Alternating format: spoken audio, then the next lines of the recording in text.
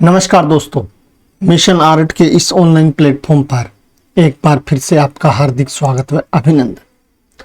आज हम आरपीएससी के द्वारा स्कूल लेक्चरर 2022 की जो पात्रता जांच हेतु जो काउंसलिंग करवाई जा रही है,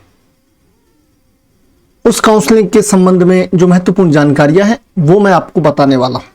जो आमतौर पर अभ्यर्थियों को जो समस्याएं आती है, उन समस्याओं को एक एक करके आपको इस वीडियो के माध्यम से बताऊंगा।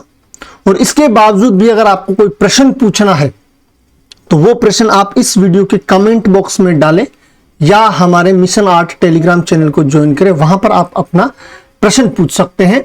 उन प्रश्नों को मैं नेक्स्ट वीडियो कि किस प्रकार से आपको जो डिटेल फॉर्म भरना है, कहां से आपको डाउनलोड करना है, उस फॉर्म में आपके उन सभी प्रश्नों के जवाब है वो दे दूंगा। सबसे पहले बात करें तो इन्होंने कहा है कि 5 अप्रैल 2023 से लेकर के 12 जून 2023 तक कुल मिलाकर के 18 विषयों की जो अस्थायी पात्रता जो विस्तृत सूची है वो हमने जारी कर दी। शेष विषयों की जो सूचियां हैं वो प्रक्रियाधीन है, वो भी आ जाएगी।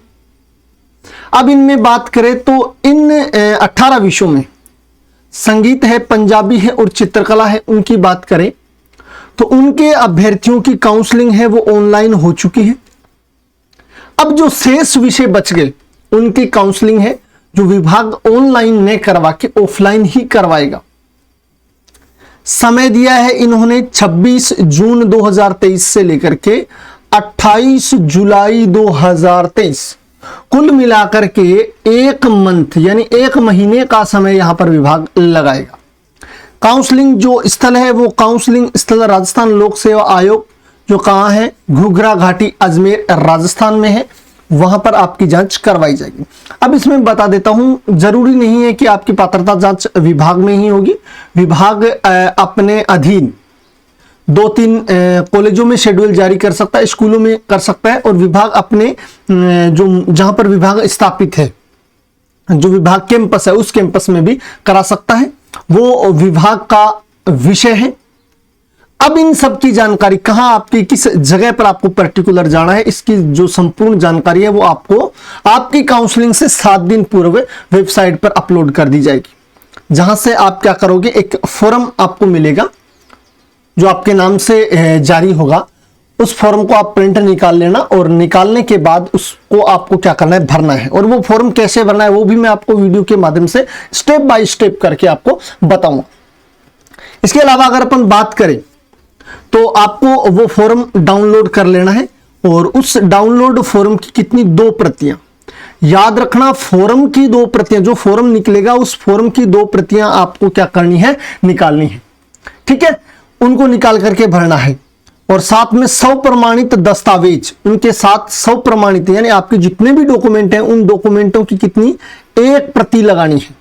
यानी फॉर्म तो आपको भरने हैं कितने, फॉर्म आपको भरने हैं 2, और डॉक्यूमेंट की आपकी जो कॉपी लगेगी वो लगेगी कितनी, 1। 100 प्रमाणित यानी आपके उस पे ऊपर क्या होने चाहिए, साइन होने चाहिए। ठीक है, अब डॉक्यूमेंट कौन से लगे वो मैं इस वीडियो के लास्ट में आपको बता दूंगा। ठीक है, और जैसे जाति है, मूल है, आय है, वो कितने दिन पुराने लगेंगे वो भी इस वीडियो में आगे पूरी डिटेल बाय सरकारी ऑर्डर के साथ लेके आया हूं, मैं आपको संपूर्ण जानकारी देने वाला हूं। अब इसमें क्या है, इसके साथ आपको अपने जितने भी सारे जो मूल दस्तावेज है, मूल दस्तावेज लेकर के आपको आपकी जो निर्धारित जो तारीख है, जो समय आपको मिलेगा, उस समय पर आपको जहां पर काउंसलिंग की जाए करवाई जाएगी उस स्थल पर आपको मौजूद होना है। ठीक है, अब जो तारीख दी गई है वो तारीख देखो किस सब्जेक्ट वालों को कब जाना है, और रोल नंबर है वो कब से कब तक, कहां से कहां तक के रहने वाले। सबसे पहले बात करते हैं जीव विज्ञान की, तो 10/06/87 रोल नंबर से लेकर के 253 400 तक है। इनके बीच में जितने भी रोल नंबर आते हैं और जिनका सिलेक्शन हुआ है वो जो प्रोविजनल रिजल्ट की जो सूची है उसमें देख लीजिए आप। और इनके बीच में अगर आपका रोल नंबर आ रहा है तो आपको कब जाना है, आपको 26 तारीख को जाना है। और यहां पर कितने बच्चे हैं, कुल मिलाकर के 300 बच्चों की काउंसलिंग होगी। ठीक है, इसके साथ जीव विज्ञान के शेष रहे बच्चों की काउंसलिंग होगी 27 तारीख को। कहां से कहां? 253 447 से लेकर 288 458 तक के बच्चे, यानी इस बॉक्स के अंदर देखो यहां से लेकर के यहां तक के जो बच्चे हैं उनकी काउंसलिंग कब होगी? 27 तारीख होगी, जिसमें 30 बच्चे तो किसके हैं? जीव विज्ञान के हैं, 125 भौतिक विज्ञान के हैं, 135 संस्कृत के हैं।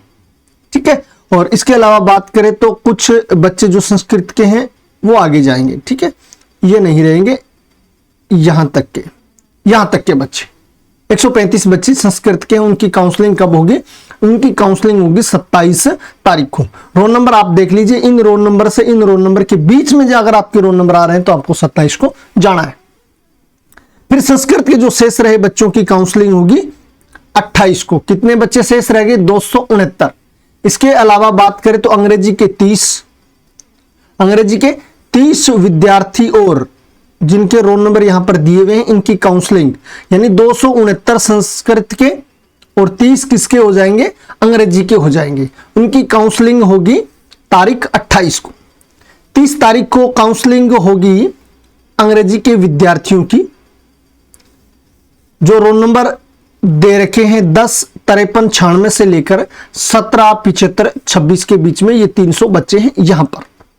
फिर बात करते हैं 3 तारीख को, फिर बीच में छुट्टियां आ रही हैं तो 3 जुलाई को जो काउंसलिंग होगी वहां पर भी अंग्रेजी के छात्र हैं 17 75 74 से 26 22 96 तक के, ये 300 बच्चों की काउंसलिंग 3 तारीख को होगी। इसके बाद 4 तारीख को काउंसलिंग होगी अंग्रेजी के शेष रहे बच्चे 26 24 12 से लेकर के ये 28 92 00 तक के बच्चों की काउंसलिंग होगी यहां पर। ठीक है, तो अंग्रेजी के कितने बच्चे? 79 बच्चे। फिर गणित के बच्चे, ये अपना रोल नंबर देख ले, गणित के 126 बच्चे इसी दिन होगी 4 तारीख को। उर्दू के बच्चे 72 बच्चों की काउंसलिंग 4 तारीख को होगी। और इसके अलावा बात करें तो लोक प्रशासन के 15 बच्चों की काउंसलिंग है जो 4 तारीख को होगी। तो रोल नंबर आप अपने अपने यहां पर देख लीजिए। कुल मिलाकर के 292 बच्चों की काउंसलिंग होगी। लोक प्रशासन के शेष रहे जो बच्चे हैं 5, उनकी काउंसलिंग होगी 5 तारीख को। ये रोल नंबर आप यहां पर चेक कर लीजिए।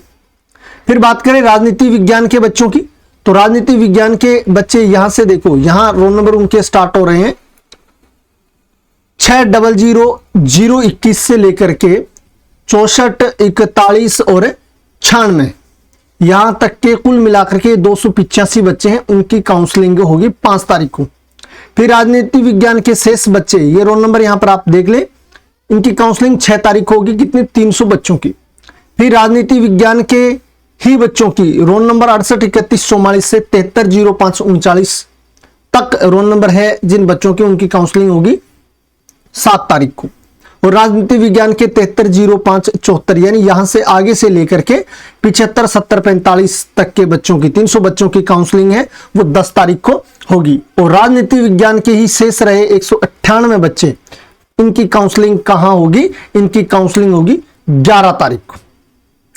इसके अलावा 11 तारीख को काउंसलिंग किनकी होगी? समाज शास्त्र के जो 33 बच्चे, उनकी काउंसलिंग होगी। और रसायन विज्ञान के जो बच्चे हैं 75 बच्चों की काउंसलिंग है वो होगी 11 तारीख को। रोल नंबर अपनी देख ले। शेष रहे बच्चों की काउंसलिंग है वो 12 तारीख को होगी। कितने? 174 बच्चों की। फिर भूगोल के बच्चों की बात करते हैं तो भूगोल के बच्चों की जो काउंसलिंग है वो यहां से यहां तक कुल मिलाकर के 120 बच्चों की काउंसलिंग, रोल नंबर अपने अपने देखते रहे, बार बार नहीं बताऊं मैं, 12 तारीख को होगी। और बात करें 13 तारीख को है जो भूगोल के ही बच्चों की काउंसलिंग होगी। 14 को भी भूगोल के बच्चों की होगी, 15 को भी भूगोल और 16 को भी भूगोल और 14 के बाद 17 को भूगोल, 18 को भूगोल और 19 को भूगोल। यहां पर भूगोल ही भूगोल के बच्चों की काउंसलिंग होगी। अब बात करते हैं 20 तारीख को काउंसलिंग होगी गृह विज्ञान की। रोल नंबर देख लें 60 78 78 से लेकर के 81 60 95 यानी उस लिस्ट में जितने भी 33 बच्चे हैं गृह विज्ञान के, उन सब की काउंसलिंग 20 तारीख को होगी। अर्थशास्त्र के कुल मिलाकर के 142 बच्चे थे प्रोविजनल लिस्ट में, उन सब की काउंसलिंग 20 तारीख को होगी। और वाणिज्य की बात करें तो वाणिज्य के 120 बच्चों की काउंसलिंग 20 तारीख होगी। और शेष रहे बच्चे जो 153 हैं उनकी काउंसलिंग होगी 21 तारीख को। फिर बात करें 21 तारीख को इतिहास के भी 150 बच्चों की काउंसलिंग होगी, जो रोल नंबर यहां देख ले। फिर 24 तारीख को काउंसलिंग होगी इतिहास के बच्चों की, 25 को भी इतिहास की, 26 को भी इतिहास, 27 और 28 को भी इतिहास के बच्चों की काउंसलिंग होगी। और 3 सब्जेक्टों की जो काउंसलिंग है वो पहले से हो चुके हैं, इसलिए काउंसलिंग का जो शेड्यूल है वो आप आराम से देखें और तैयार रखें। इसके अलावा बात करते हैं तो जो प्रपत्र 2 है जो विभाग की वेबसाइट पे डाला गया है उसका भी आप अध्ययन कर लें। और आपको काउंसलिंग स्थल पर 30 मिनट पूर्व, यानी काउंसलिंग का जो समय है उससे पहले पहुंचना है, ठीक है। ये जो निर्देश कुछ दिए गए हैं। इसके अलावा बात करते हैं तो मैं जो प्रपत्र 2 है उसके बारे में वो भी आपको दिखा देता हूं। यही है वो प्रपत्र 2 जिसकी लगभग जानकारियां थी वो मैं सारी आपको पहले वाले उसी में बता चुका हूं। वही जानकारी यहां पर रिपीट की गई है, एक बार फिर से आप यहां पर देख सकते हैं वीडियो को पॉज करके। अब देखना है आपको कौन कौन से डॉक्यूमेंट्स आपको लगेंगे, तैयार रखना है। आप 10वीं की मार्कशीट, उनका प्रमाण पत्र, 12th की मार्कशीट, उनका प्रमाण पत्र, बीए, बीकॉम, बीएससी के मार्कशीट तीनों वर्षों की, और इसके अलावा उनकी डिग्री। और बात करते हैं एमए के मार्कशीट और एमए की डिग्री, बीएड की मार्कशीट और बीएड की डिग्री। इसके अलावा बात करें तो उपाधि जो प्रमाण पत्र है या जो प्रमाण पत्र उनमें बात करें तो जाति प्रमाण पत्र ओबीसी, एससी, एसटी, ईडब्ल्यूएस का लगेगा। और इनसे संबंधित जो आदेश है वो अभी मैं आपको दिखाने वाला हूं कि कितने पुराने डॉक्यूमेंट्स लगेंगे, यानी जाति और मूल का, जाति और मूल निवास, ठीक है, ये दोनों। इसके अलावा बात करते हैं चरित्र प्रमाण पत्र अंतिम शिक्षण संस्थान का। इसके अलावा 2 चरित्र प्रमाण पत्र आपको राजपत्रित अधिकारियों द्वारा स्व प्रमाणित करवा के, यानी प्रमाणित करवा के अपने साथ में लेके जाना है। इसके अलावा बात करें तो आपको जो फॉर्म मिलेगा उस फॉर्म में 2 चरित्र का कॉलम दिया हुआ है, उसको फिल करवाना बहुत जरूरी है, उसको बहुत डिटेल से आपको भरवाना है। तो वो मैं आपको बता दूंगा कैसे भरवाना है स्टेप बाय स्टेप। सप्तपत्र में आपको धूम्रपान का लगेगा, दहेज से संबंधित और विवाह का, दहेज से संबंधित नहीं लेने का सप्तपत्र लगा दो या विवाह का प्रमाण पत्र लगा लो अगर आपका विवाह हो गया है तो, और नहीं हुआ है तो दहेज से संबंधित लगा दो। संतान से संबंधित अगर आपकी शादी हो गई, संतान है तो, वरना कोई दिक्कत नहीं, ठीक है।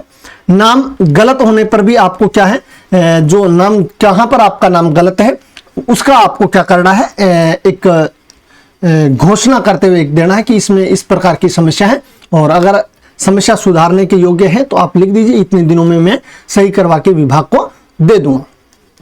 इसके अलावा आपको जो सचिव राजस्थान लोक सेवा आयोग अजमेर के नाम से 50 रुपए का पोस्टल ऑर्डर आपको साथ में लेके जाना है, इसके ऊपर लगाना है।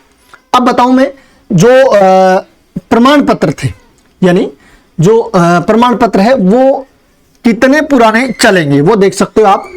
राज्य के जितनी भी जो भर्तियां होती है उनके सेवा नियम आप इनको पढ़ लीजिए, इसमें दे रखा है, इन्होंने क्लियर दे रखा है। अनुसूचित जाति, अनुसूचित जनजाति, अन्य पिछड़ा वर्ग, अति पिछड़ा वर्ग, आर्थिक रूप से कमजोर वर्ग के अभ्यर्थियों, ठीक है, प्रावधान किया गया है। तो ये जो चीजें हैं इन्होंने लिखी है। फिर इन्होंने जो मेन चीज है वो यहां पर लिखा है कि अभ्यर्थी को उनके वर्ग का लाभ प्रमाण पत्र जारी होने की दिनांक से देय होता है और अभ्यर्थी के पास सक्षम अधिकारी द्वारा जारी प्रमाण पत्र आवेदन भरने की अंतिम तारीख से पूर्व, देखो यहां पर लिख रखा है ना, आवेदन भरने की अंतिम तारीख से पूर्व का होना आवश्यक है। यानी जिस दिन आपने फॉर्म फिल किया उस दिन आपके पास जाति का प्रमाण पत्र होना जरूरी है। लेकिन बाद में आगे ध्यान रखो, अभ्यर्थियों द्वारा धारित प्रमाण पत्र आवेदन भरने की अंतिम तिथि से पूर्व का होना चाहिए ताकि भर्ती प्रक्रिया आरंभ होने के पश्चात आरक्षित श्रेणी का लाभ देने के संबंध में प्रमाण पत्र की तिथि के आधार पर विवाद न हो, किसी भी प्रकार का विवाद न हो कि इन्होंने प्रमाण पत्र बाद में बनवाया, ये बनवाया, वो बनवाया, ठीक है।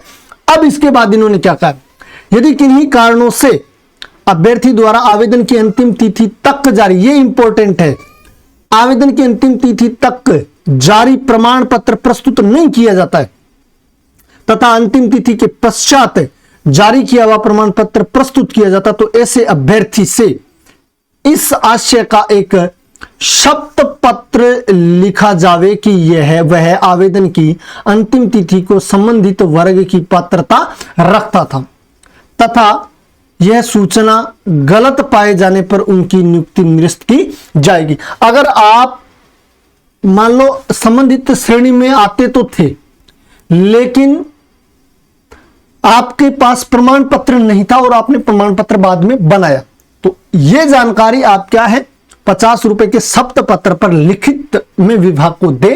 विभाग आपको आपकी कैटेगरी का जो आपने फॉर्म में फिल करी है उसका लाभ आपको देगा, आपको पात्र मानेगा।